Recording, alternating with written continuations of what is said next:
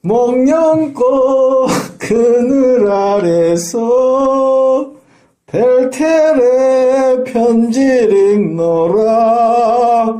구름꽃 피는 언덕에서 피리를 부노라. 반갑습니다. 뭐하는 짓이에요? 저작권법에 걸린다고 하도 난리를 치길래 135회부터는 출연자가 직접 노래를 하는 것으로 바꿨습니다. 규칙을. 부동산 경매 135번째 방송을 시작합니다. 반갑습니다. 네, 반갑습니다. 네, 반갑습니다. 네. 우리 명쾌 이강사님, 그리고 분당 미녀님, 아니, 임혜동 손님이요. 임혜동 손님, 네. 그리고 우리 회장님, 이기 회장님, 미라클님, 그리고 우리 희걸씨 나와주셨네요. 4월입니다. 꽃피는 4월. 바깥에 벚꽃도 피고, 목련꽃도 피고, 야외 나들이 가야 되는데, 우리는 여기 앉아서 방송을 하고자 합니다. 오늘 주제! 상가에 대한 얘기를 해보고자 합니다. 바뀐 상가 임대차 최근에 바뀌었죠. 바뀌어서 시행되고 있는데, 그 얘기도 하고, 최근에 우리 회장님, 임장 다녀온 임장 후기도 얘기하고, 우리 희글씨가 2년 동안 지출한 상가 임대차료가 억 단위가 넘는다는 그 얘기도 하고, 여러 가지 얘기를 한번 해봅시다. 뭐부터 할까요? 이 선생님. 임장 후기부터. 임장 후기부터. 청주의 그 물건, 예. 어떤 물건? 아니. 거기. 포기했죠? 포기하셨죠? 아, 예. 네, 포기했으니까 이제 포기했으니까 공개도 되겠네. 아, 예. 그게 1층에 있는 상가였죠? 네, 1층에 있는 상가. 어떤 상가인지 간단하게 개요를 얘기를 할까요? 네, 요거는 이제, 처음에는 저희가, 임차료를 보고, 임차료가 1층에 13평 상가가, 간평 2억 4백인데, 보증금이 5천에 한 130. 그리고 옆에가, 25평인데, 간평 4억 3,200인데, 보증금이 1억에 430으로 되어 있었습니다. 그래서 임차료가 하도 높아가지고, 처음에 저희가 상가를 보자마자 조금, 이렇게 어떻게 높을 수 있는지, 권리관계는 하도 확인도 안 해보고, 일단 수익률이 많이 나오니까. 예, 원체 수익이 높으니까, 일단 임장부터 갔습니다. 그래서, 권리관계도 제대로 읽어보지도 않고, 일단 갔는데, 생각보다 위치도 좋고, 되게 좋은 겁니다. 그래서, 이걸 괜찮다 생각하고, 이제, 그러고 나서 이제 권리관계나 이런 것들 분석해보니까, 제일 일단 문제되는 거는 이 건물이 업무지역에 있는 그런 건물이었습니다. 그러니까 이게, 상가인데, 실질적으로는, 이야기가 되는지 모르겠는데, 하여튼 약간 불법적으로 쓰고 있는 거였습니다. 얘기도 됩니다. 그래서, 낙찰 받을 거 아니기 때문에. 예. 거기 또, 그래서, 그러니까 그게 지금 통신회사, 그러니까 땡땡 텔레콤 이렇게 들어가 있는 거죠. 1층에. 네, 1층. 평수는 몇 평이었어요? 실제 쓰고 있는 게 실평수로 25평. 그러니까 전용으로 25평. 전용 25평. 예, 전용 25평. 전용 25평에 1억에 430만 원이면 굉장히 높은 수익률이어서. 거의 5%에서 6% 계산만 하더라도 그거는 8억짜리 정도 이상을 가치. 네, 그렇게, 예. 그 정도. 근데 감정가가 4억이었나요? 예, 4억 3,200. 지금 첫 회차고. 네, 첫 대차입니다. 첫 회차가 바로 날아갈 수도 있는데, 이거는. 네. 그러니까 바로 받아갈 수도 있는데, 제가 이 물건을 사실 이거 제가 혼자 본 건 아니고, 저하고 같이 공부하는 사람이 있는데, 같이 가서 봤는데, 어떤 문제점이 있냐면은, 이 건물이 업무지구에 있는데, 저희가 용도 변경이 가능한지, 구청에 먼저 가가지고 문의를 했는데, 이게 과거에도 이 문제를 해가지고 벌금을 맞은 있었고, 벌금이 얼마나 어때요? 텔레콤 같은 경우에 700만 원을 좀 넘게 받고, 1년에? 네, 1년에. 그거는 용인할 수 있는 수준인데. 그리고 영업할 수 있다면. 보통 근데 그게 이제, 영업 장소에 불법으로 뭐 정축을 해가지고 불법에도 가출을 일년에 700만 원 나와요. 예를 들면 그게 층고가 높은 가게를 얻어가지고 허가받을 때는 1층만 영업을 하는 것처럼 했다가 계단 만들어가지고 2층 영업장 만들어가서 장사를 하다가 걸리면 700 정도 나오거든요. 근데 주인들이 그렇게 하는 이유는 그 700만 원 같은 내더라도 장사가 잘 되면 불법 장사하는 거예요, 그냥. 근데 1년에 한 번씩 나오면 또 뜯는 척해야 입구 막아놓고. 버닝썬 정도 되는 것 같은 경우에는 억 정도 그냥 해결해줘도 돼. 이 자리도 마찬가지죠. 장사가 된다면 그 가트로 나오는 거 맞아 생각하고 계속 장사하는 거죠. 뭐. 그리고 그거 전체 주변을 시설을 둘러봤을 때 옆에 홈플러스가 이쪽에 있잖아요. 네. 그리고 주변이 전부 아파트 지구란 말이에요. 그래서 앞으로 그 지구 단위 계획 구역은 수정될 가능성이 많아 보여요. 제가 보기에는. 얼핏 봤을 때. 그게 5년마다 이렇게 심사를 한다 그랬잖아요. 네. 그게 현실에 맞게끔 조정될 가능성이 많아요. 민원 제기하고. 이게 도대체 여기서 무슨 1층에서 무슨 업무를 보란 말이냐. 이 주변들 봐봐라. 다 이게, 상권으로서, 근린생활시설로서 기능을 해야 제대로 된 거 아니냐. 너네들이 지구 단위 계획을 잘못 세운 거다. 현실이 안 맞게끔 좀 민원 제기하고 벌금대로 내고 한 달에 430만 원씩 세가 나온다고 할 것 같으면 충분히 근데 그 싸울 가트를 만한데. 내는 거는 저기 텔레콤 들어온 그 사람이 내야 되는 거 아니에요? 자기가 불분명하고 있는 거기 때문에 건물주가. 건물주가 내야 돼? 건물주가. 근데 건물주는 이거를 뜨넘기겠지, 이 사람. 그렇지. 새로 떠넘기겠지. 어차피 네가 장사하니까 네가 내라. 처음에 이제 뭐 그런 그런 거. 명목은 내가 낼게라고 계약서를 쓰고 실제로는 그보다 그만큼 그 금액만큼의 자기가 부담해도 될 만큼 1년에 그걸 월세로 분할해가지고 뭐 그렇게 떠넘길 수 있는 거죠. 내 생각에는 이거를 내 생각 요 이제 지역 자체를 이제 현황을 좀 봐야 되는데 근린생활시설 지역인데도 불구하고 업무 단위 그 업무 지역으로 그 계획이 되어져 있으면은 이게 행정소송 대상이 아마 될 거예요.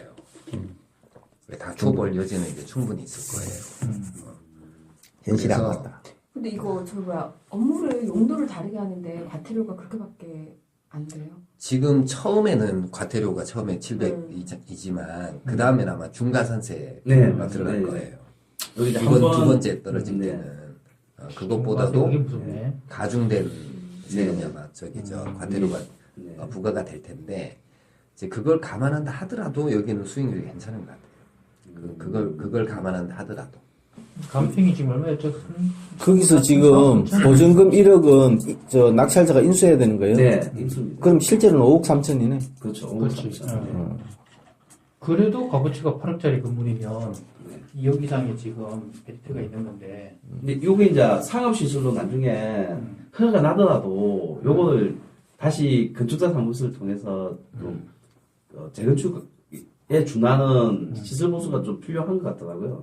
정확하게는 이제 그 건축사 사무실에서 정확하게 이야기 안 하는데 이거를 만드는 용도 변경을 하게 되면 생각 이상으로 돈이 많이 들 거다. 그래서 이것저것 다 감안했을 때 굳이 이걸 할 필요가 있을까? 저희는 그 지방의 일이긴 한데 상가가 이렇게 있는데 2층에 통으로 이제 가구점이 들어오면서 그 높은 거를 올려야 되니까 엘리베이터를 좀 설치를 해달라고 해서 상가 뒤쪽에다가 엘리베이터를 설치를 했는데 그게 신고가 들어가니까 기존에 있는 건축 그 대장이랑 봐가지고 불필요한 거를 한꺼번에 다 뜯어내야 되는 그런 경우가 있더라고요. 그래서 처음에 해놓고 그 가구점 하나 잘못 들여가지고 추가로 돈이 엄청 들어간 케이스가 있어요. 그래서 그렇게 하게 되면은 거의 지었던 그 경비에 굉장히 큰 부분을 다시 들여가지고 개조를 해야 되는데 이렇게 업무 용도 바꾸는 게 그렇게 약하다는 게 좀 이해가 안 돼서. 이게 또 이제 문제가 뭐냐면은 이게 건물이 다 한 사람 거면은 본인이 그냥 변경을 하면 되는데 이게 경매를 진행해서 주인이 다 바뀌어버리면은 이걸 새로 하는 게 굉장히 좀 힘들지 않을까. 전체 건물을. 예, 전체 건물을 다시 상가로 용도 변경하는 것 용도 자체- 변경하려면 어차피 건물 전체를 같이 해야 되니까. 네, 같이 해야 되는데. 그러면 이게 주인이 각각이면 이게 협의하기도 쉽지 않겠네. 네, 나중에. 그게 이제 문제가 될 것 그리고 같고. 신고가 들어오니까 하나뿐만 아니라 싹 다 고쳐야지만 이게 허가가 나더라고요. 네, 그래서 네, 다 복잡한 고쳐야 부분이 되고. 있더라고요. 그 예를 들어서 2층은 지금 사무실로 쓰고 있는데 음. 2층에 있는 사람들도 지금 다 나갔더라고요. 근데 그럼 2층은 용도대로 쓰고 있는 거네요, 없겠으니까. 네, 그리고 이제 요 옆에가 이제 새마을 금고가 있다가 나갔는데 2층은 그 예, 그게 이게 그러니까 여기 지구단위 계획구역으로 업무시설로 지정되어 있는 네, 거예요? 그럼 업무시설. 업무시설 같으면 사무실은 된다는 얘기네. 네. 그러니까 새마을 금고가 있다가 나갔는데 얘네들이 왜 나갔을까? 그런 생각을 해보면은 그러니까 어쨌든 간에 요걸 하려면은 지금 통근무일 때 한 사람일 때 했어야 되는데 그걸 못했다. 못하고 지금 이때까지 끌고 왔다는 거는 그 사람들도 쉽지 않았을 거다. 이유는 모르겠지만 쉽지 않았을 거다. 그런 생각입니다. 이게 이제 16년, 시청에서는 16년도에 한번 재검토를 했다 그럽니다. 재검토를 했는데, 그 당시에 분명히, 지금 현재 건물주가 분명히 신청을 했을 텐데, 안 하진 않았을 텐데, 그때는 왜 허가가 안 났을까? 아마 이런 게 있을 거예요. 이제 근린생활시설로서의 건물하고, 주택으로서의 건물하고, 상가로서의 건물하고는 아마 이 건축 기준이 조금 다를 거예요. 네. 뭐 서방법 같은 거. 네. 여기서도 보면은 지금 이제 원룸으로 만든 건물인데 실제로 원룸으로 하게 되면은 아마 이게 그러니까 이게 지금 근린생활시설로 원래 이렇게 허가를 받아가지고 원룸으로 개조하는 그런 원룸들 대부분 다 그렇게 돼 있거든. 시행대 원룸들도 그걸 많이 그래 되지. 대부분 그렇게 돼 있는데 그 이유가 뭐냐면은 주차장 확보라든지 이런 것 네. 때문에 그냥 이제 근린생활시설로 그럼 주차장 확보 대수가 이제 적어도 되니까 이렇게 해놓고 그 다음에 이제 이걸 원룸으로 주택으로 이렇게 개조를 할 때 그럼 이제 근린생활시설로 하면은 이제 복도 면적이 좀 넓어야 되고 뭐 이렇게 전용 면적이 조금 좁아도 되고 뭐 이런데 이거를 원룸으로 이제 바꾸게 되면 이제 또 그렇게 할 필요가 없으니까 복도 면적이 이렇게 넓을 필요가 없으니까 그렇게 이제 다시 사용 승인을 받고 개조를 하는 경우들이 많거든요. 여기 지금 이 동네 원룸들을 싹 다 그렇게 돼 있어요. 다 불법 건축물이지. 그러니까 이제 그쪽에서도 신고가 들어가야지 여기다가 재제금을 구하는 네, 거죠. 왜냐면 다 그런 식으로 돼 있으니까.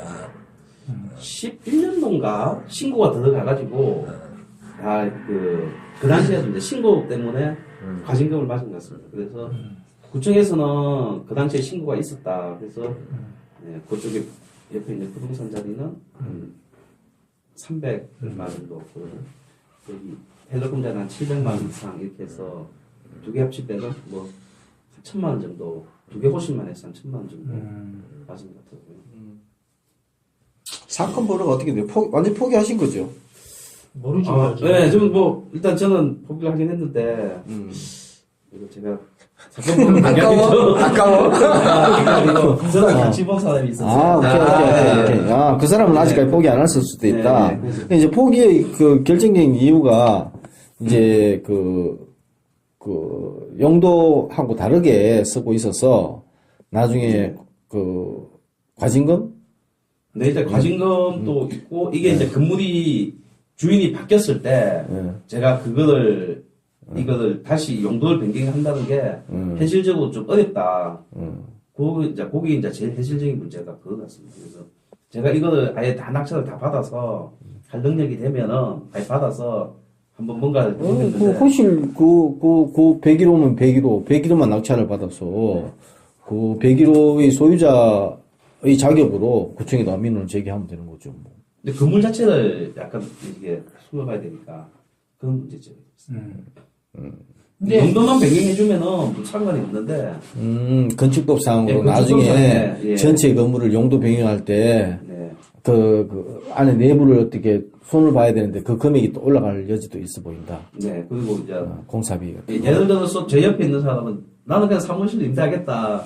그렇게 하면은, 뭐, 뜻이 안 맞을 뜻이 수도 안 있고. 맞을 수도 있고.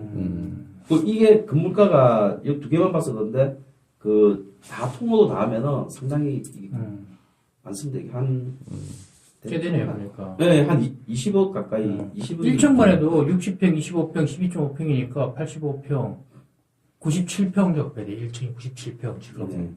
각 호마다 다 더해보면. 그러니까 상당히 좀 큰 그건데. 옆에가 예. 10억이니까, 10억에, 이게 바뀌게 되면 근린상가로 바뀌게 되는 거예요? 원래 이 용도로 쓰려면? 그렇게 되죠. 그렇죠. 네, 상가로. 근린상가로 해야지 이제 영업을 할 수 있는데. 주차장은 건물 뒤쪽에다가 한 8대 정도 될 수 있는 걸 만들어놨더라고요. 그래서 이게 이제 땅이 작아서 그랬는지 보통은 건물을 지을 때 지하 주차장을 넣고 위로 올리는데 여기는 특이하게 뒤쪽에다 이렇게 주차장을 한 8대인가 10대인가 정도. 그 주차장 부지도 네네, 자기 자기 땅이에요? 땅이에요. 자기 땅이에요? 근린상가로 하면 장사는 될 만한 위치인데, 주차까지 확보돼 있고. 430. 하여튼 통화하면 한 20억이 넘는 물건이라. 일단 1층만 20억이, 2층도 있잖아요, 또. 네네. 그러니까 2층까지 다 합쳐서 20억이에요? 2층은 아니 별로 안 20억이 넘는 계산은 제가 정확하게 안 해봤어요. 2층은 근데 별로 안 비싸네, 그러니까. 4, 네. 5인데, 2층은 별로 안 비싸. 아 이게 2층이 통로 다 돼 있지 않고 2층도 일부만 올렸더라고요. 아, 이렇게.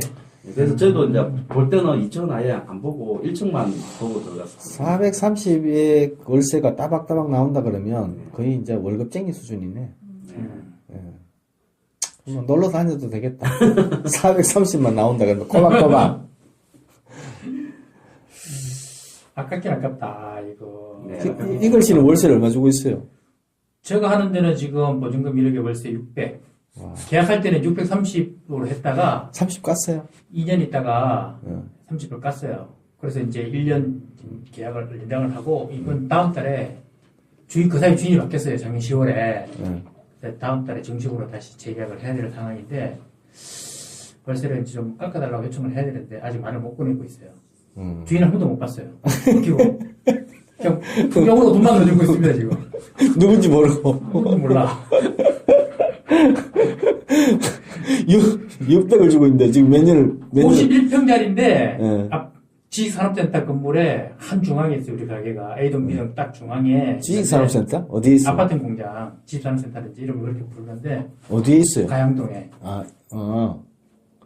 근데 거기가 이제 51평짜리인데 주인이 바뀌면서 23평, 28평을 분할 등기를 해서 28평짜리를 아들한테 정리를 한 거예요. 그래서 제가 28평짜리를 쓰고 있고 옆에 호프집이 23평을 쓰고 있어요. 그러니까 23평은 자기 이름으로 등기를 하고 28평은 아들 이름으로 정리를 해서 등기를 했더라고요. 그래서 나는 지금 아들 통장으로 돈을 월세를 넣어주고 있어요. 부가세까지 660만 원을. 그래서 제가 지금 딱 3년 했는데 부가세 포함해서 임대료만 한 2억 4천 정도를 나가냈어요. 그러니까 뭐 열심히 돈 벌어서 임대료를 많이 냈죠. 자, 그러면 그 건물을 분양받을 때 최초 분양 가격 알아요? 그 2013년도에 그 건물을 완공을 해서 분양을 했는데 그때 당시에 51평 그 통으로 모퉁이 통으로 51평 이게 실평수예요. 그 분양으로 따지면 100평이 돼요. 그게 50% 정도밖에 안 나오니까 22억 정도의 그 분양이 된 걸로 알고 있어요. 22억 정도로 분양이 됐는데 이분이 전 주인이 2018년도에 팔았으니까 한 4년 동안에 작년에 26억 정도의 계약을 했다 그러더라고요. 전체 통으로. 51평을 자기가 쓰고 있는 거는 그 중에 이제 나는 28평을 쓰고 있는 거고.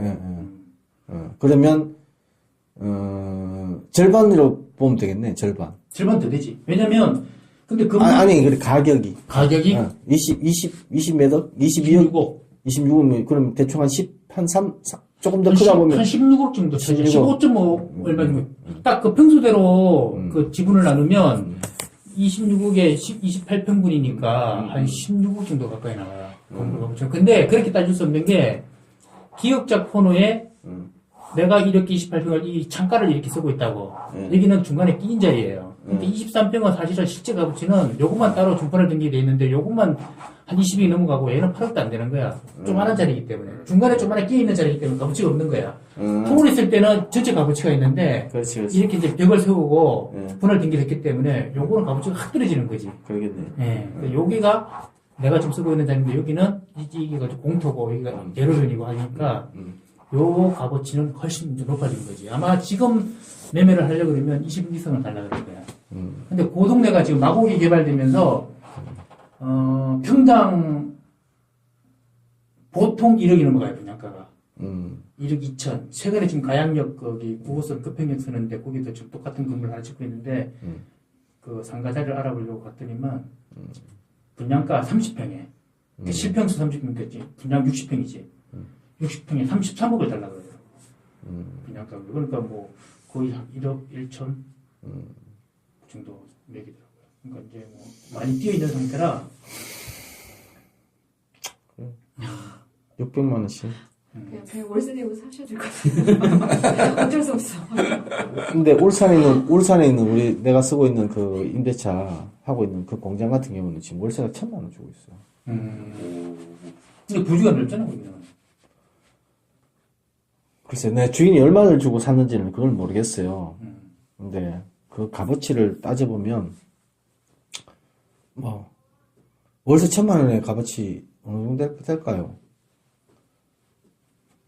40 5%로 환산하면 월세 계산할 수 있나? 월세 5%로 환산하면 1,000만 원 같아. 한 50억 되나? 예. 근데 내가 알기로는 주인 한 10억 정도 미만, 주인에서? 10억 미만으로 샀어요.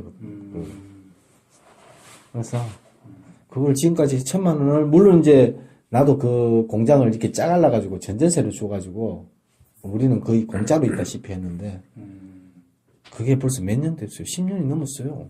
2007년도에 들어갔으니까 12년 지났네요. 12년 동안 월세 1,000만 원씩 줘가면서 그러니까 목돈만 있었으면 1억 2천이고 아니 사버렸으면 지금까지 내 월세만 12억이네 10년 동안. 그렇게 되나? 그 돈이면 초창기에 살 수 있는 돈이네. 그러니까 이게 저도 이제 지금 최근에 이제 주위 있는 분들이 이제 이런 장사를 하려고 이제 처음에 마음 먹었으면 자기 자리에 장사를 하는 게 제일 좋고 그게 돈 버는 길이라고 지금 와서 이제 얘기를 많이 해주시더라고. 동네 이제 돈 많이 버신 이제 이 형님들이 하는 얘기가 그래서 자기가 그 자리에 대출 끼고 들어가서 그 임대료 낼 돈으로 은행 이자를 갖고도 남는다. 그렇게 하면 몇 년 동안 열심히 하다 보면 그 건물이 자기 거가 된다. 그래서 그게 돈을 버는 거다. 이제 그게 이제 최근에 제가 깨달은 이치예요. 그래서 지금 그래 열심히 그렇긴 한데 제일 처음에 이 건물까지 투자를 해가지고 시설하고 인테리어하고 장사 시작하고 그런 여유가 없이 하는 사람들이 대부분이잖아.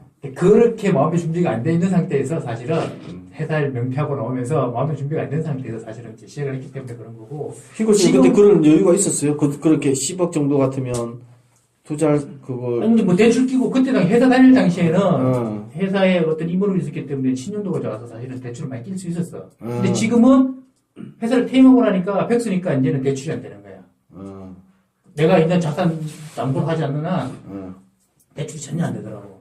그러니까 이제 지금은 제가 자금 상황이 이제 옛날보다 많이 어려워진 상태고 지금 뭐 하려고 하면 사실은 누구 도움 없이는 힘든 상태지. 근데 그때 당시 2015년도 이전 상태로는 가능했었어요. 계산만 하면 잘했었으면. 근데 뭐 그때 당시에는 뭐 한 10억 빌려가지고 뭐 상가를 사고 이런 생각을 안 했었지. 그냥 한 달에 월 수익만 얼마 나면 된다라고 생각했는데 네, 처음에 시작하면서 될지 안 될지 모르는데 상가를 사고 하기에는 사실 그 리스크가 있는 거예요. 그때 당시에 그렇게 보는 눈도 없었거든요. 그러니까 차라리 잘 안 될 경우에는 그냥 보증금 내고 있다가 인테리어 비용이나 그것만 날리고 그냥 몸만 빠져나오면 되는데 상가를 사버리면 손해가 더 커질 수 있어요. 아니 그 상가가 어떤 상가 기존에 운영하고 있는 상가였어요? 아니면 아예 완전히 새로 입점 들어가는? 그게 2013년에 지은 건물인데 주변은 상권이 다 형성이 돼 있는 그런 큰 여러변에 예. 건물을 땅을 이제 새로 이제 거기가 그 전에 거기가 무슨 정비소장이었나 뭐 하여튼 그런데 거기를 이제 큰 아파트 공장 A동, B동 두 동이 들어서면서 거기 1층, 2층, 3층은 상가고 4층부터 이제 그 이제 지식산업센터 건물인데 처음에 거기 자리가 핸드폰 자리였어요. 그 핸드폰이 예전에는 보조금이 많이 실릴 때라 가지고 수익이 좋았어. 그러니까 뭐 1951평에 월세가 한 1,500짜리였는데 젊은 애들이 이제 한 두세 명이 동업을 해가지고 그 51평을 월세 1,500 내고 핸드폰 자리를 했었어요. 근데 뭐 그때는 뭐 개통시켜주면은 보조금 막 실릴 때니까 유지할 수 있었는데 근데 뭐 단통법인가 생기면서 좀 바뀌면서 얘네들이 수익이 줄어드니까 못 버티고 중간에 나가버린 거예요. 만세를 부르고. 그러다 보니까 그 자리가 한 6개월 정도 비어 있었던 자리예요. 저는 이제 그 동네 사니까 왔다 갔다 하면서 뭐 장사 될 것 같아가지고. 그러니까 어쨌든 주변은 상권이 이미 형성돼 있는 지역. 그치. 사실은 그 월급쟁이 하고 이제 돈벌이 좀 되고 할 때는 부동산이 눈에 안 들어오지. 나도 그랬는데 뭐. 당장 현재 수입이 그렇지. 생기면 그쪽 눈을 돌릴 사실 기록이 없었고. 근데 이제 그거를 아주 영민하게 이걸 이제 들여다보는 사람들이 있지. 그런 사람들이 이제 돈 버는 거고. 우리는 이제 돈 다 떨어지고 난 다음에 이제 돈 다 떨어지고 난 다음에 보는 거지. 그게 원래 그런 거야. 방구 칠라자 보양식 떨어지는 거야, 원래. 그래도 주위에서 하는 얘기는 지금도 늦지 않다. 뭘 하려면 이제 생각을 바꿔라. 그런 얘기를 주위에서 많이 하시더라고. 그 초보자들이 상가 투자할 때 제일 난 건물이라고 그래. 금기시해야 될 거? 가 신도시에 아직 형성되지 않은 상가들 있잖아요. 네. 그게 분양받아 들어가는 상가들. 정말 목 좋고 완전히 역세권 사람들 뭐라 그랬냐. 유동인구가 많고 주 동선을 따라가는 그런 지역 같으면 엄청나게 돈 많이 투자해가지고 하는 데 같으면 모르지만 대부분의 초보자들은 분양팀들한테 이게 말에 현혹돼가지고 거기 지역은 지역이야. 근데 그 지역에서 1급지, 2급지, 3급지가 있다 그러면 꼭 3급지, 4급지로 가서 투자를 해가지고 거기 목닥거려. 근데 자기 상권은 한 4년, 5년 지나도 그쪽으로 장사가 안 되는 그런 경우가 많은데 그래서 초보자들이 상가를 투자할 때는 특히 이제 거기 신도시들 상가 투자할 때는 좀 그런 데를 피하고 좀 검증된 데 그런 데를 투자해야지 주변에 많이 봤어요. 근데 지금의 서울에서 새로 짓는 데들은 워낙 분양가가 지금은 평당 다 1억이 넘어가기 때문에 사실은 엄두를 못 내요. 그래서 조금의 적은 자금으로 이렇게 상가를 분양을 받아서 직접 장사를 하거나 임대를 하려면 지금은 경기권이나 이런 데로 나가야지 서울에서는 받을 생각을 못 해요. 그래서 많이 찾는 데가 지금도 어디지 여기 오산 밑에 동탄, 오산 이쪽은 사실 지금은 그래도 워낙 많이 짓기 때문에 분양가 비싸지 않더라고. 근데 그런 데에서 좋은 자리 찾으면 성공할 가능성이 있어 보여요. 근데 그 말씀하신 검증된 데는 너무 비싸요. 비싸서 초보자들이 들어갈 엄두가 안 나고. 그러니까 경매를 해야지. 경매를. 저도 열심히 들어요. 근데 또 경매로 나온 물건들은 이게 상권이 형성되어 있고 이게 월세가 따박따박 나오는 제대로 된 상가들은 또 경매로 잘 안 나와요. 맞습니다. 근데 이제 제대로 된 상가가 경매로 나와가지고 이게 경매가 취하될 염려가 없는 것들은 얘가 이제 저질러 놓은 게 워낙 많은 경우, 압류, 가압류, 원래 시세 값어치가 10억 같으면 한 30억 이상이 이제 채권이 걸려 있는 거야, 줄줄이. 그런 거는 취하가 안 되겠죠. 팔았어도 해결 안 되는 거니까, 좋은 물건들은 그렇게 해서 나오는 경우도 있긴 한데, 대부분은, 채권, 상가의 가치하고, 채권 금액하고 비슷한 경우에는, 잘 되는 것 같은 경우는 그거 팔아가지고 다 정리해버리잖아. 분양상가 같은 경우에는 이런 이야기도 있더라고요. 이게 이제 상가 분양팀에서 1층만 다 분양을 끝내면은 사실 나머지는 안 팔려도 적자가 아니다 그러더라고요. 그래서 1층을 대부분 사는 사람들이 굉장히 비싸게 사가는 거고 투자를 할 거면은 분양상가에는 차라리 고층에 임대로 들어가서 아주 싸게 임대를 받아 쓰는 사람들이 오히려 더 수익이 많고. 그 얘기예요, 그거는. 그러니까 투자 대비 수익률이라는 건데 1층은 엄청 비싸잖아요, 대부분. 그렇죠, 네. 예. 근데 그 1층에 돈을 투자했는 만큼 벌어들이는 그 네. 수익률하고 위로 올라갈수록 2층, 3층 올라갈수록 투자하는 원금이 적단 말이에요. 근데 거기에 대한 수익률은 따져보면 실제로는 1층보다 더 수익률이 높을 수가 있어요. 그 얘기, 예, 그 예, 얘기죠. 그게 예. 예를 들면은 그 신도시 같은 거 형성될 때 그 왜 태권도 도장 같은 그런 경우에 제일 먼저 선점하는 사람들이 돈을 그러니까 투자는 그 상가를 사서 투자를 하는 것보다 차라리 임차를 얻어가지고 먼저 쌀 때 가서 자리 잡는 사람들이 돈을 버는 거고 1층 상가 같은 경우에는 이미 이제 그 행성이 다 돼가지고 충분히 그 사건이 행성 잘 된 곳에 투자를 하는 게 맞는 것 같습니다. 근데 단순하게 분양을 받아서 임대를 줄 생각이면 사실은 자금 이력이 있어야 되는데 그렇죠. 내가 그거를 직접 거기서 뭔가 네. 영업을 해서 네. 뭔가를 하겠다는 사람 입장이면 사실은 큰 리스크는 없다고 봐요. 왜냐면 내가 갖고 있는 아이템이 금리 있는 아이템이라면 네. 어차피 내가 임대료를 내고 가서 들어가서 장사할 거면 그 임대료만큼을 충분히 커버할 수 있을 것 같거든요. 그러면은 좀 그러니까 이제 신도시 같은 경우에는 그 1층 말고 위층 같은 경우에는 그 분양팀에서 아예 그 임차료를 무상으로 주는 경우도 많이 있더라고요. 그런 식으로 왜냐하면 이제 그 사람들도 분양팀에서 팔아야 되니까 이거 임차료를 뭐 2년 3년을 맞춰놓고 그러니까 이미 맞춰진 상가다 그래가지고 해놓고 해가지고 파는 거죠. 일반 사람들은 이제 예를 들어서 한 7% 정도의 수익률에다 맞춰져 있는 뭐 병원이 있을 수 있고 태권도 도장이 있을 수도 있는데 실제 그 사람들은 들어갈 때 자기네들 인터넷 비용만 투자해가지고 2년 3년 동안 무상으로 쓰고 분양팀에서는 그런 식으로 해서 다 팔아먹고 빠져나오고 나면은 2년 뒤에 이제 예를 들어서 월세가 120이면 그 재계약을 120 해야 되는데 들어가 있는 그 임차인은 120이 계약을 안 하죠. 왜냐하면은 2년 동안 공짜 썼는데 여기 120짜리가 아닌데 공짜니까 그냥 계약서만 써줄 뿐이니까 그러면 그 계약서에 안 되니까 뭐 한 80이나 90에 재계약을 하고 싶은데 주인하고 안 되면 이 사람이 2년 동안 쓰고 그냥 빠지는 경우 그런 경우가 많더라고요. 그래서 이제 분양 상가는 일단 그 초보자들은 무조건 안 쓰는 게 맞는 것 같고 이거 경매를 통해서 받는 게 일단은 제일 좋은데 재미를 그걸로 해서 신도시 분양 상가들 투자해가지고 재미 봤다는 사람을 잘 한 못 번도 봤어요. 못 본 것 같습니다. 못 봤어요. 그런 금액만 건, 높고. 예, 그런 건 있어. 근데 신도시에 이렇게 예를 들면 7층 건물이 있으면 보통 1, 2층 정도는 분양이 다 나가거든요. 근데 시간 좀 지나면 3층부터 7층까지는 단가 조정을 좀 해줘요. 많으면은 40% 50%까지 할인된 가격에 분양해주거든요. 그러니까 그러면 그런 거 받아서 들어가고 대신에 월세는 큰 차이 없어요.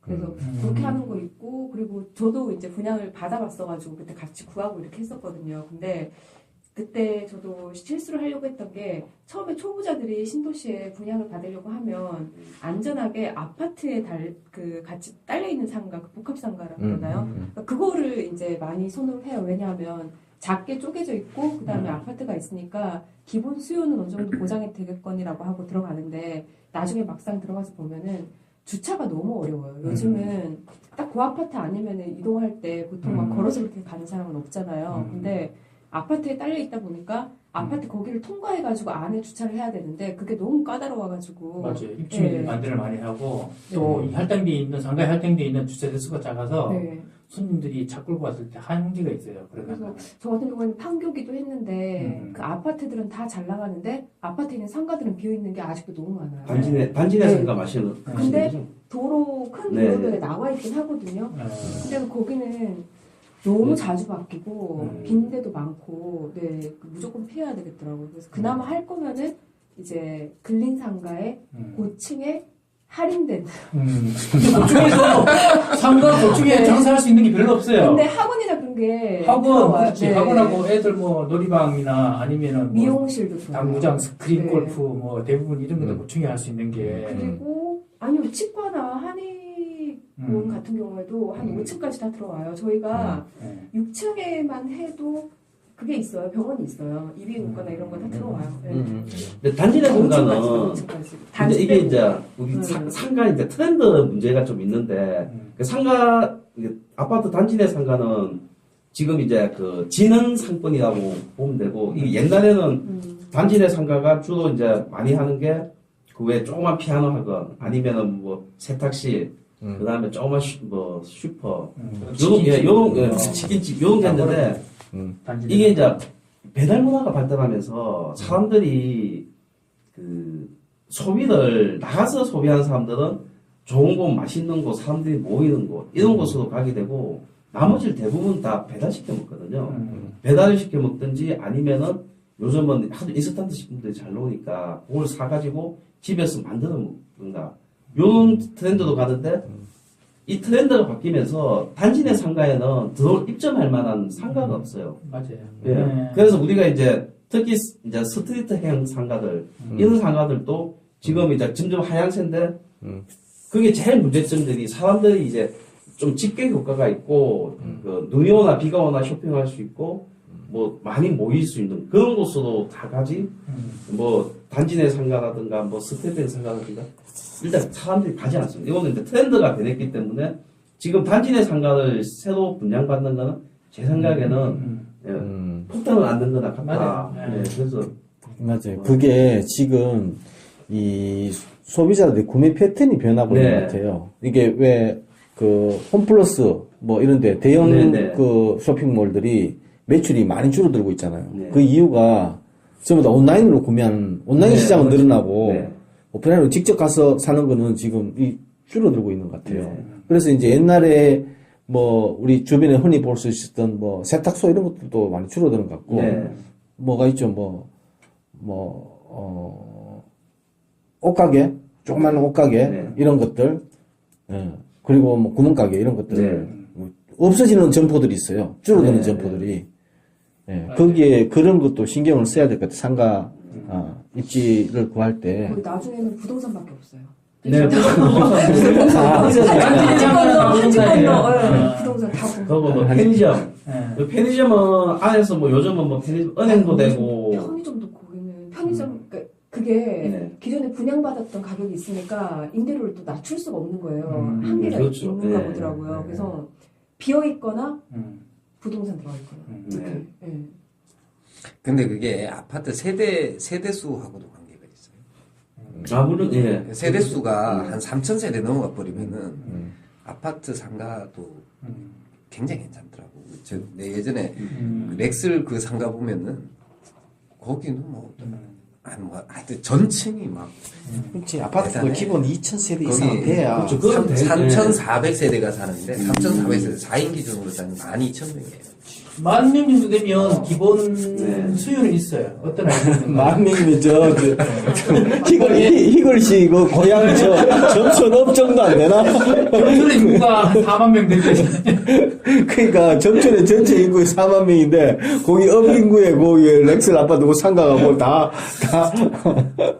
근데 거기 들어가는 입구가 거기 딱 아파트 상가가 있으니까 거기 뭐 학원이고 뭐 부동산이고 다 거기는 다 잘 되는 거예요. 그런데 그런 대행 상권은 또 될 수 있는 이제 요건이 대신에 있는데 그런 데는 3천 정도 되기 때문에 아마 그거 상가도 되게 그치, 비쌀 엄청 거고 엄청 임대료도 네. 비쌀 거예요. 근처에 그게 없을 것 같아요. 백화점이나 막 이렇게 조금 걸으면 아니, 바로 앞에 백화점 있죠. 있긴 한데 바로 백화점 근데 있는데 그 3,000세대 상가에 맞는 아이템들이 들어가 있을 그렇죠. 거예요. 네, 네, 맞아요. 뭐 빵집이라든지 커피숍이라든지 뭐 그런데 아마 그런데 그 아파트 주민을 대상으로 하는 상권이거든요. 네. 거기는. 근데 3,000세대면 기본 수요가 있고 예전에 살던 내가 마곡에 그 7단지 같은 경우에도 입주할 때 와보니까 처음에는 부동산 대리가 쫙 깔고 있다가 그렇지 처음에는 지금은 항상 이제 부동산이 무슨 피자 마루라도 조금 생겼다가 다 망하고 아파트가 1,000세대인데 1,000세대는 1000세대. 한계가 있어요. 아, 1000세대. 한계가 있어요. 2,000이 넘어가야 돼 네. 기본적으로 2,000 월세는 비싸요. 거기가 아. 워낙 이제 전철역 바로 앞에 있던 아파트 단지니까 월세가 그러니까 비싸게 분양되다 보니까 주인들이 월세를 되게 비싸게 이제 부를 수밖에 없지 자기 수익률을 내기 위해서 들어오면 1년은 못 버티고 다 망하고 나가는 거예요. 1000세대 안 돼. 약해. 그리고 길 건너편에 어. 대단지 마곡 나루역 상가가 개발된 거야. 거기 가면 먹을 게 다 있는데 아파트 걸어서 한 2, 3분이 가면은 온갖 종류의 식당들 다 있고 온갖 종류의 먹을 게 많은데 그 상가 내에 있는 맛없는 식당에 가지 않는다는 거지. 그러니까 그 아파트에 붙어 있는 상가들은 거의 다 죽었고 길 건너편 대로변에 다 상가 살아난 주민은 거지. 어떻게 해요? 관리비 매달 나갈 텐데. 그지. 근데 주민들 뭐 비워놓은 데도 있고 많죠 그런 데가. 아니 우리 그 렉슬 거기도 보면은 그 맞은편에 아이파크가 있어. 아이파크는 세대수가 적어요. 아이파크에도 아파트 상가가 있어. 근데 아이파크 주민들이 다 렉슬 상가로 와. 여기는 이제 되게 크니까. 그러니까 이제 그 길 하나 사이인데. 이 길을 건너서 온다고? 대로변을 건너서? 대로변 건너서 와. 규모가 달라서 이제. 그렇지. 그러니까 사람들이 모이는 곳으로만 모이기 때문에 그래서 작은 단지에 있는 그 단지 내 상가들은 더 쓸 자리가 없는 거예요. 그래서 저기 음마 상가 같은 경우에도 음마 아파트 상가 같은 경우에도 거기 나 가고 깜짝 놀랐어. 그 지하 완전 시장이야. 거기 이제 세대 수가 어마어마하니까. 그러니까 엄마 아파트는 몇 세대가 되지? 거기도 몇천 세대 되지. 꽤 넓지 거기가. 이 토지 투자하고 상가 투자가 제일 어렵다고 해요. 우리 왜 보면 아파트 뭐 경매 전문가 막 이런 건 없잖아. 근데 상가 전문가도 있고 토지 전문가는 있어요. 그러니까 상가는 이 사회적 외생 변수가 굉장히 많아. 근데 토지의 변수라 그러면 공법상의 제한사항을 얘기하는 거예요. 그러니까 공법상으로 몰랐던 거, 공무원도 몰랐던 제한사항 이런 것 때문에 허가를 내주고 못 내주고 뭐 이렇게 된다고. 이게 여러 가지 다른 법에 얽히고 설켜가지고 전혀 다른 법, 전혀 생각하지 못했던 무슨 수도법에서 끌고 와가지고 이거는 공양 설립이 제한되는 지역이다. 다 허가되는 거야. 길도 있고 건축 용도 지역 다 되는데 여기는 예를 들어서 상수원 보호구역이라서 또는 전혀 예상하지 못했던 문화재 보호구역이라서. 근데 상가 같은 경우에는 예측하지 못한 변수들이 난 된다고 생각하고 들어갔는데 상권이 이동하는 경우도 있을 수 있잖아요. 여기 괜찮았는데 저쪽에 더 큰 상권이 생기면서 이게 흡수돼 가지고 아예 여기는 상권이 줄어들어 버린다든지 그 외에 예측하지 못한 변수들이 많이 생길 수 있어서 이 상가 투자는 굉장히 어렵다고 봐야 돼요. 어렵고 초보자들이 경매로 사는 게 아니라 상가를 입점을 해서 들어가려고 그러면 대부분은 제대로 최소한 몇 억씩 투자할 것 같으면 전문가들 조언을 좀 받는 게 맞아요. 나한테 받아라는 게 아니라 상가 전문가들이 있어.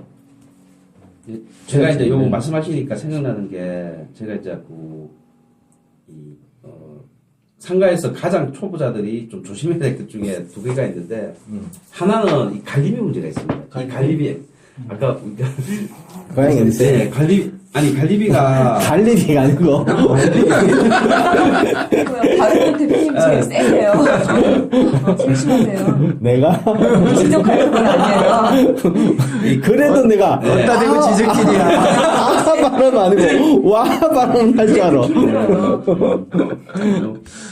어떤 경우가 있냐면 저희가 이제 예를 들어서 한 70평 정도 상가를 경매로 받았다 쳤을 때 요 정도 되면 보통 분양이 한 100평 정도 되거든요. 일반 건물일 때 그 정도 되고. 그래서 저희 70평이 실평수면은 대충 계산하면 한 100평 정도 만약 사자 상가다. 근데 어떤 수원 같은 경우에는 관리비가 평당 한 10,000원씩 해요. 평당 10,000원? 네. 네. 그 수요는 되게 세더라고요. 10,000원, 12,000원 이렇게 하는데 100평이면은 한 달에 관리비만 120만 원 100만 나와요. 원. 이거 순수 관리비만 말하는 거예요? 전기세, 수도세 다 빼고? 네, 순수하게 관리비가. 100만 원? 되게 센데? 그러니까 예를 들어서 10,000원이 관리비가 나오는 상가를 70평인데 싸게 나왔어 내가. 그래서 그거를 낙찰을 받았는데 얘가 한 1년, 2년 공실이었다. 그러면 벌써 관리비만 한 2,000~3,000 나오는 거예요. 그렇죠. 밀려있는 게? 게. 이것도 인수인데 더 골 때리는 거는 얘가 만약에 내가 받았는데 공실이 나가지고 내가 원하는 임차료에 못 맞춰서 좀 껴뒀다. 한 1년, 2년 시간을 껴뒀다. 그러면은 한 몇천만 원이 그냥 날아가는 거거든요. 이게 이제 또 왜 문제가 되냐면은 이 관리비가 쓰든 안 쓰든 무조건 나가는 거잖아요. 그렇죠. 근데 관리비가 비싸면은 임차인 입장에서는 잘 안 들어가요. 맞아요. 제일 그런 조건이 그거예요. 맞아요. 월세도 보지만 거기 내가 내게 네. 관리비 얼마인지를 보고 인차 들어갈 때는 네. 결정하거든요. 그래서- 관리비 되게 중요하죠. 그게. 예, 그래서 이게 고정비용인데 매달 내가- 출장 고정비용 그렇죠. 고정비용인데. 내가 생각한 만큼 인차료가 안 돌 수가 있어요. 층수가 큰데도 불구하고. 그러니까 그걸 다 고려해서 해야 되는데, 초보자들이 가장 이제 놓치기 쉬운 것 중 하나가 이 관리비. 관리비 생각 못하고 그런 거 들어가고. 이렇게 말씀하시니까 자, 제가 또 자, 생각나는 게 잠깐만. 관리비하고 또 다른 하나를 또 얘기하려고 그랬어요? 업종 제한이 있을 수 있거든요. 업종 제한. 근무마다 업종 제한. 업종 제한이 있는데, 내가 근무를 어떤 뭔가를 하려고 이제 낙찰을 받았어. 그래서 그 근무를 딱 들어가려고, 사업을 하려고 했는데, 업종 제한이 걸려서 못할 수가 있어요. 그 상가 관리단의 규약 내에 관리단 네, 규약에서 그게 그렇게 정해놓은 게 네. 많아요. 그래서 관리단에 그럴 수 있기 때문에 반드시 이 관리비하고 업종 제한은 확인을 해봐야 돼요. 그걸 잘못 확인하고 들어가면은, 저도 이 관리비를 많이, 1,600 정도 밀려있던 걸 제가 받아가지고, 어떻게 하여튼 업종 제한이 일단 확인하면 되는 거고, 예. 관리비가 과다하다 하지 않다는, 그것도 미리 확인 가능하잖아요. 그렇죠. 근데 이 관리비, 예. 관리비는 우리가 관리비 많이 밀려가지고 경매로 나온 거 보면 뒤에 이렇게 가압류도 걸려있고 예. 하잖아요. 근데 이 관리비는 그 상가 관리단? 예. 그 집합 건물 상가 관리단인 게 있죠. 예. 관리사무소 대부분 있으니까. 그러니까 관리사무소는 예. 상가 관리단이 그 운영을 맡겨가지고 그렇죠. 예, 하는 예. 거고, 그 관리단이 4분의 3 이상이 모여서 상가 소유자들이 만드는 거잖아요. 거기에 대해서 이선생님이 잠깐 설명 좀 해주시죠. 그 규칙을, 그 정관을 변경을 해가지고, 이게 왜냐하면, 그냥 이렇게 누군가가 전체를 이렇게 상가를 관리하는 사람이 번영이나 이런 데서 그 소유자도 아니면서 자기들 임차인이나 이렇게 여러 사람이 모여가지고 자기들한테 입맛에 맞는 사람한테 그걸 관리 예. 권한을 위임해 버리는 거야. 네. 그러면 얘하더라고 짝짝꿍이 돼가지고 관리비를 엄청 올려버리는 거지. 그래서 내가 갖고 있는 저쪽 수원상가 같은 경우에도 내가 한번 추진해 본 적이 있어요. 이거 소유자들한테 전부 다 내가 예. 일일이 찾아가가지고 이 새끼들이 하는 일도 없이 관리비를 엄청나게 비싸게 받고 있다. 이거 얘들 쫓아내버리고 우리가 현실에 맞는 관리단을 갖다 만들든지 아니면은 제대로 하는 관리업체에다가 위탁을 주든지 얘들을 쫓아내야 된다, 지금. 근데 이 4분의 3이 안 모아지는 거야. 그러면 이미 만들어진 거에서 개정하기 어려운 거지. 아무리 내가 요구를 해도 이미 기존에 4분의 3을 갖고 있던 사람들이 자기들한테 유리하게 규약을 만들어 놔버린 상태이기 때문에 나중에 들어간 사람이 뭘 요구해도 반영이 안 돼요, 그게. 아니, 그러니까 내가 말하는 거는 상가 번영회라는 거 하고, 상가 번영회하고, 그 다음에 상가 관리단이라고 그러죠. 그거는 법에 정해져 있는 거야. 번영회라는 거는 자기들 그냥 자치 모임이야. 법률적으로는 아무 효과가 없는 거야. 근데 상가 관리단에서 소유자들이 4분의 3이 모여가지고, 직접 그걸 운영을 할 수가 있는 걸 알고 있어요. 제가 예를 들어볼게요. 제가 이제 3분에 있는 가게하고 가양에 있는 가게 두 개를 이제 처음에 오픈을 했는데 3분에 있는 가게는 그냥 상가 건물이에요. 7층짜리 상가 건물이고 가양동은 지식산업센터 건물이에요. 여기는 큰 건물이죠. 집합 건물, 큰 건물에 내가 두가 1층에 이제 가게를 냈는데 3분 같은 경우는 그냥 상가 건물이 무슨 프라자처럼 상가 건물인데 여기는 말씀하신 것처럼 이제 관리단이 있었어요. 근데 내가 계약을 하고 들어가 보니까 이미 관리단에 관리단은 건 소유자들이 모인 관리단. 소유자들이 만들어서 관리단을 만들었는데 자기들이 유리하게끔 뭔가 운영 규칙을 만들어 놓은 거예요. 예를 들면 주차 대수가 20대 정도가 있는데 주차료를 매기는 데 있어가지고 합리적이지 않은 거예요. 내가 보기에는. 우리 가게에 오는 손님들한테 무조건 한 대당 1,000원씩을 달라 그러다가 나중에는 월 50만 원 달래. 주차료만. 또 이 건물이 일반 상가 건물이다 보니까 전기세가 비싸고 관리비가 엄청 비쌌어요. 매출이 많이 나와도 금방 말씀하신 것처럼 나가는 비용이 많은 거예요. 월 주차료 50만 원 나가야 되지. 관리비 비싸지. 네? 이 관리비 책정하는 것도 어떤 기준인지 모르겠는데 내가 그래서 그 건물에 집합 건물 관리단 규약을 달라 그러니까 이만큼을 목세서 주더라고. 관리단 총무가. 그거 뭐 공부할 시간도 없고 봐도 모르겠고. 그래서 결국은 한번 싸우려다가 포기하고 그냥 권리금 받고 팔아버렸어요. 너무 복잡해가지고. 그 주차료 월 50만 원이면 1년에 600만 원인데 주차료만 너무 아까운 거예요. 말도 안 된다. 월 50만 원 같으면 상가 월세의 10분의 1? 월세 600이었는데, 어. 예. 근데 이제, 가양 같은 경우는 취직사센터 건물이다 보니까 여기는 어떤 장점이 있는가 하면, 주차는 사실 좀 프리해요. 주차료도 한 대당 100원이야, 한 시간에. 그러니까 차가 아무리 많이 들어와도 한 달에 10만 원이 안 나와. 응? 두 번째로는 지센터 건물은 전기를, 산업용 전기를 써요. 상가도 적용을 전기세가 싸. 응? 그러다 보니까 일반 상가보다는 이런 지식산업 상태에 있는 1층 상가 이런 데가 관리비 측면에서는 상당히 유리하더라고요. 주차비도 싸고 전기료도 싸고 일반 관리비도 싸고. 그러니까 이제 뭐 처음에 상가를 구하시려고 하면 모르겠어요. 장단점이 있는데 이런 것도 참고를 하시면 도움이 될 거예요. 상가 관리단은 어떻게 해야 돼? 어떻게 하면 구성하고 수 있고 어떻게 여기 이제 집합건물법에 규정이 되어져 있어요. 집합건물 관리 및 소유에 관한 법률이라는 법에 여기 이제 관리단은 그러니까 구분 건물 같은 경우, 집합건물 같은 경우에는 이 구분 소유자가 10명 이상일 때에는 관리단을 그러니까 관리단은 이제 당연히 성립이 되고 집합건물법이 되면 구분 소유자 전원을 구성원으로 하는 관리단이 정해지고 그 다음에 구분 소유자가 10인 이상일 때 이럴 때는 이제 관리인을 선임하도록 되어 있어요. 그 구분 소유자는 거기에 분양을 받은 사람이 그렇지. 구분 현재 소유자. 소유자. 현재 현재? 소유자가 이제 그렇게 해서 이제 관리단 집회에서 이렇게 선임을 해요. 관리인 집회에서. 그래서 이 선임 의결 정적수는 내가 이제 법을 봐야 되는데, 이거 나중에 다시 확인해가지고. 생각보다 상가주들이 관심이 없어가지고 정말 힘들어요. 근데 그 연락도 구분 안 되고. 소유자들은요, 월세만 그냥 나오면 돼요. 네. 거기에 관리단 규약이 뭔지 사실 잘 모르고 있더라고. 저희 7년째 바꾼다고 하는데 못 바꾸고 있어요. 네. 이게 이제 안 모아져요. 이런 하시지. 상가들이 보면은 대부분 분양할 때 이제 일반 이제 플라자 상가처럼 구분 상가도 이렇게 하는 경우도 있지만 최초에는 한 주인이었는데 이 사람이 이거 구분 하나씩 파는 경우가 있어요. 그렇죠, 그렇죠. 예. 그런 경우에는 이 관리단 자체를 건물주가 자기 마음대로 다 해놓은 거예요.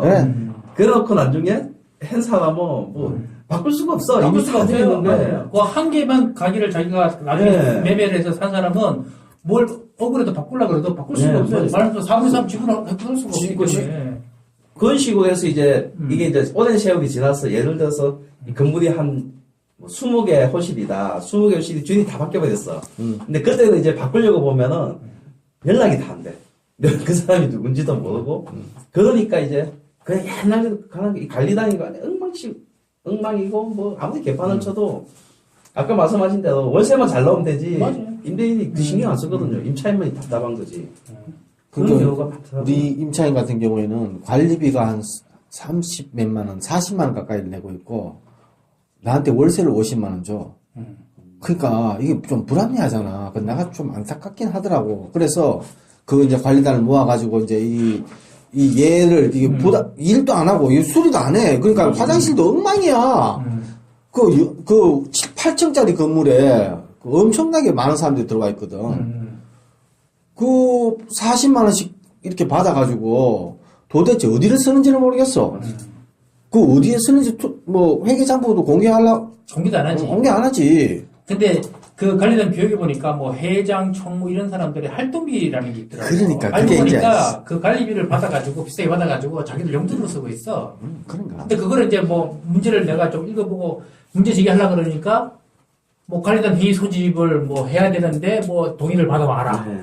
뭐 이런 식이고 그러니까 원칙적으로 그 회의에 참석도 못하고 안건 올리지도 못해. 이게 이제 저 집합건물법 33조에 보면은 이 임시관리단 집회라는 게 있어요.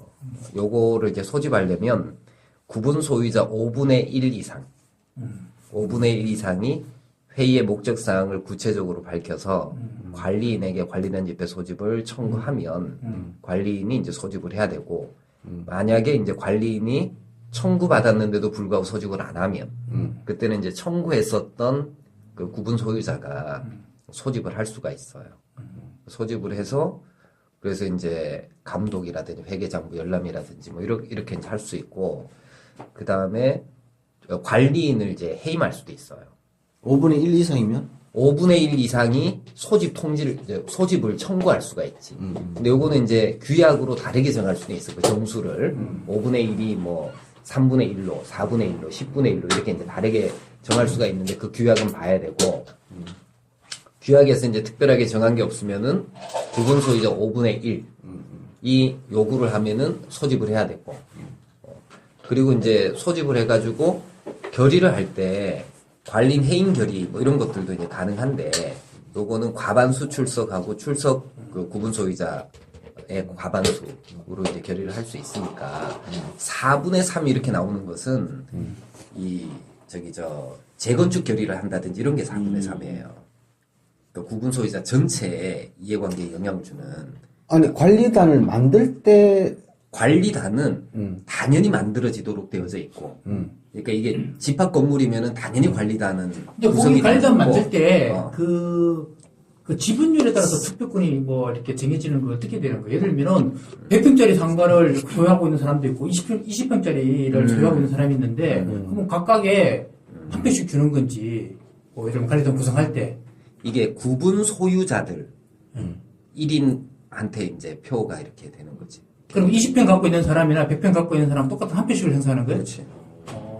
여기 보면은 뭐라고 돼 있냐면은 그것도 약간 그 부담이 하는 거 아닌가? 아니 그러니까 그거는 정관으로 다르게 정할 수는 있는데 정관으로 다르게 정할 수는 있는데 여기 결의에 보면은 결의 사항을 뭐라고 돼 있냐면은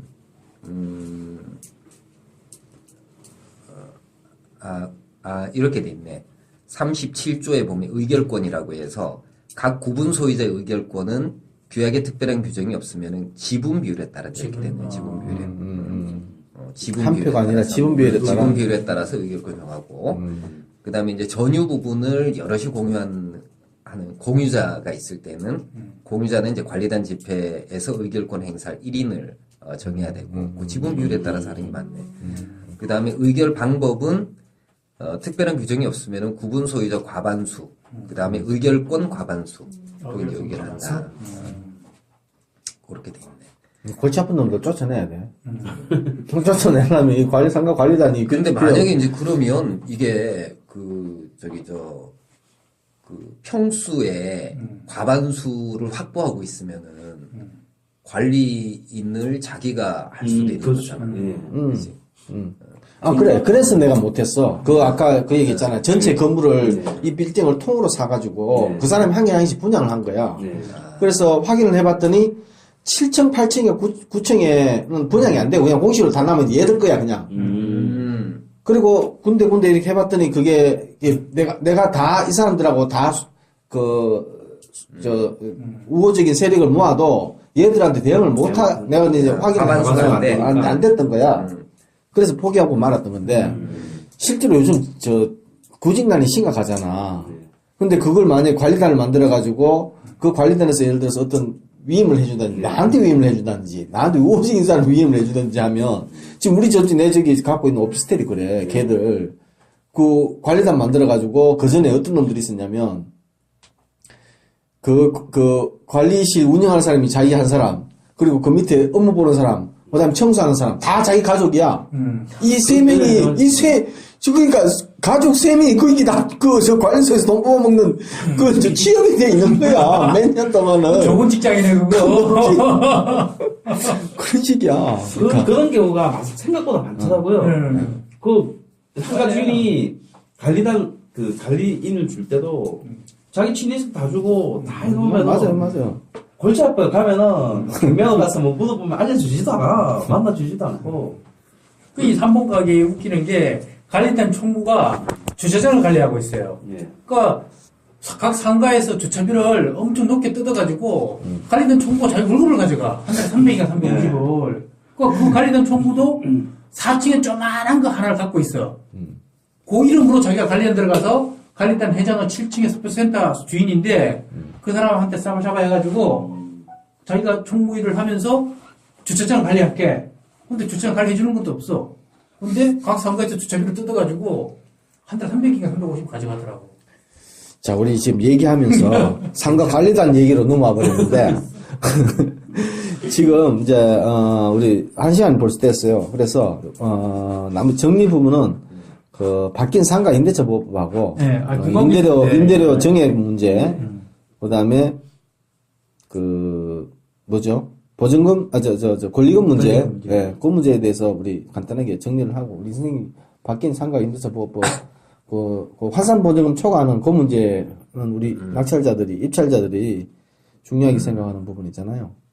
그 문제하고, 그 다음에 보증금, 박탈기, 받을 수 있는 기회를 줘야 된다는 거, 그 다음에 5% 이상 증액하지 못한다는 거, 그 부분을 한번 잠깐 정리하고 마치는 걸로 하죠. 이 10분 넘어가면 끊겨버려. 1시간 10분 넘어가면 자동으로 끊겨버려. 인사도 못해.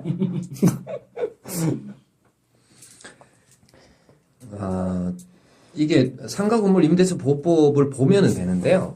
2015년도에 왜 우리 그 전에는 왜 제일 중요한 게 입찰자들을 뭐죠? 환산 보증금을 초과하면 거기 상가 임차인들이 보호를 못 받았잖아요. 근데 2015년도에 환산 보증금을 초과하더라도 우선 변제권은 인정하지 않지만 대항력은 인정한다. 그래서 환산 보증금을 초과하는 임차인의 보증금은 낙찰자가 떠안을 생각을 하고 들어가야 되는 거예요. 그게 2015년도 그 법 시행일 이후부터 예. 이게 이제 환산 보증금은 최근에 대통령령에서 이제 규정을 하고 있는데 요게 이제 개정이 됐어요. 그래서 환산 보증금을 좀 높였죠.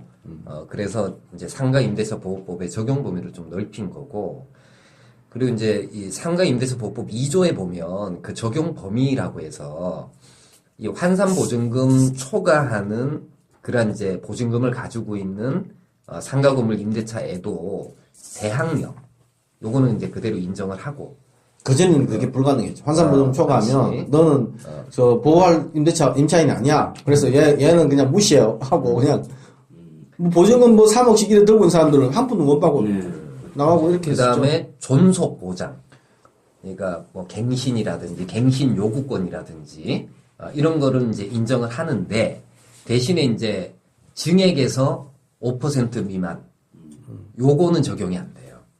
그러니까 환산 보증금 초과하게 되면 그 다음에 권리금 요거 다 인정을 해줘요. 권리금 보장하는 것은 환산 보증금 초과해도 이게 10조의 2부터 10조의 8까지 권리금 보장 규정인데 요 규정도 다 적용이 되는 겁니다. 그래서 이 환산 보증금을 초과하는 상가 건물이다. 그러면은 대항력은 있다. 이렇게 이제 생각을 하고, 다만 보증금에 관해서 우선 변제권을 이제 행사할 수는 없다. 우선 변제권 행사할 수 없으니까 배당 요구 신청을 해도 아예 배당 안 해주는 거지.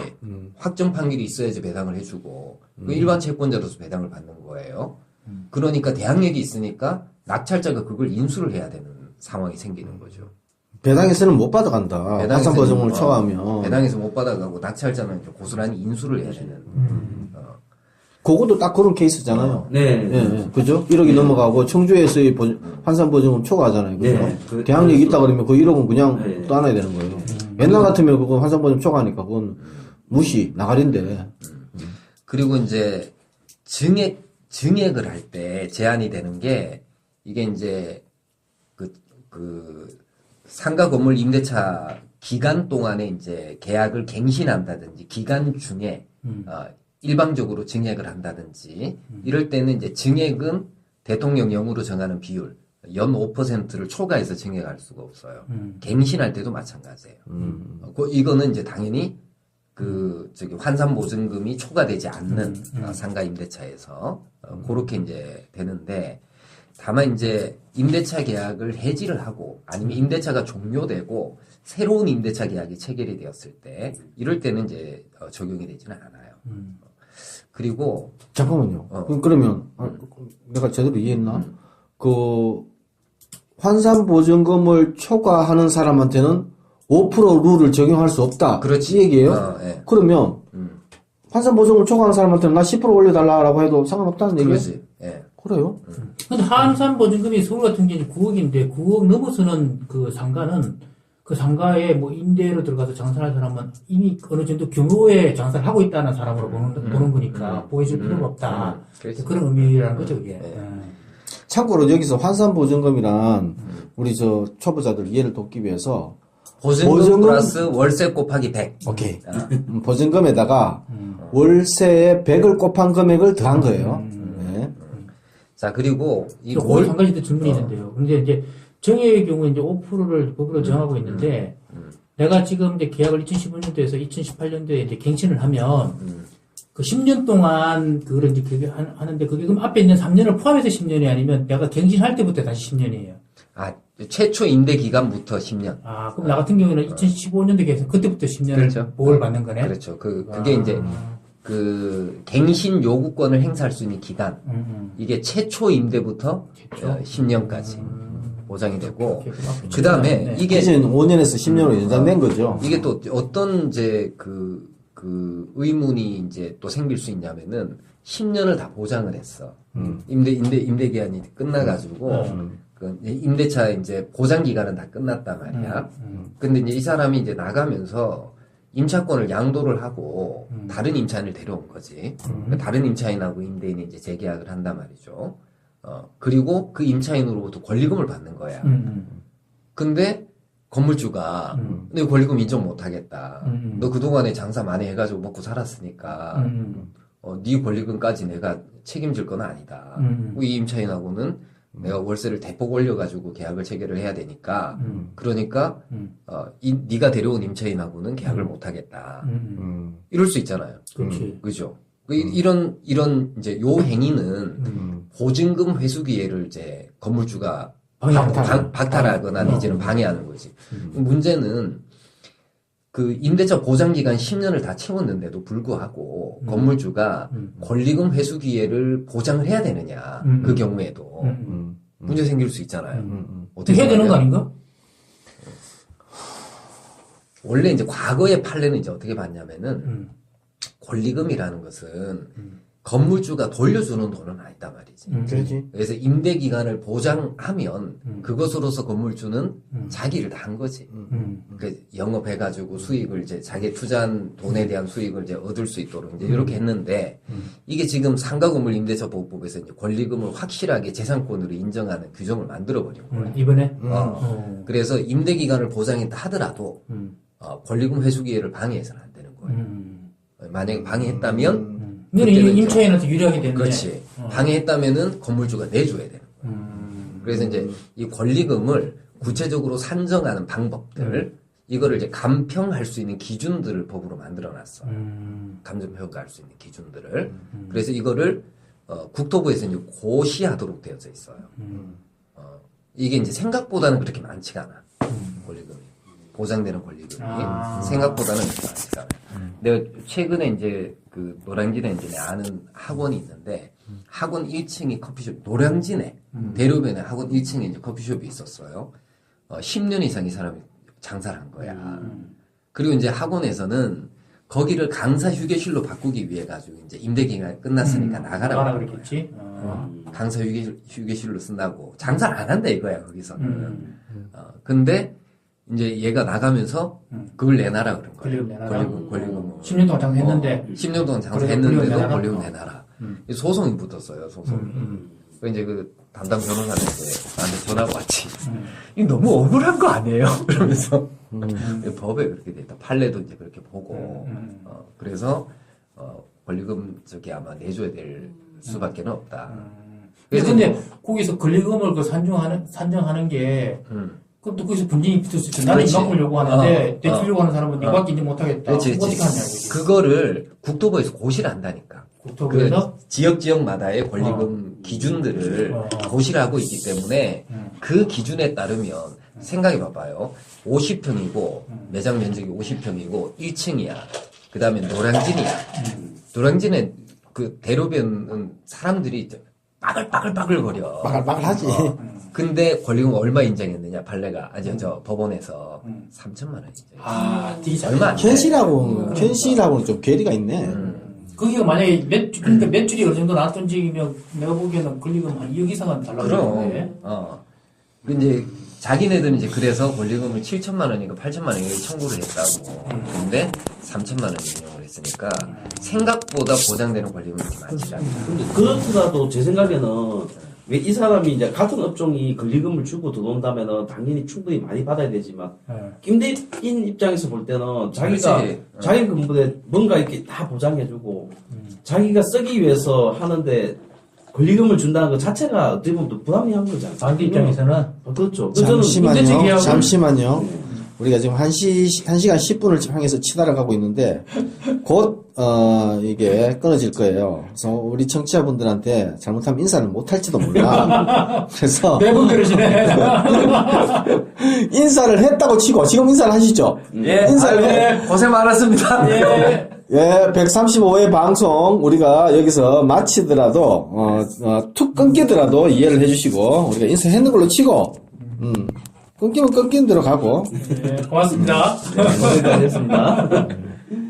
뭐 정리를 해주시죠. 그래서 네.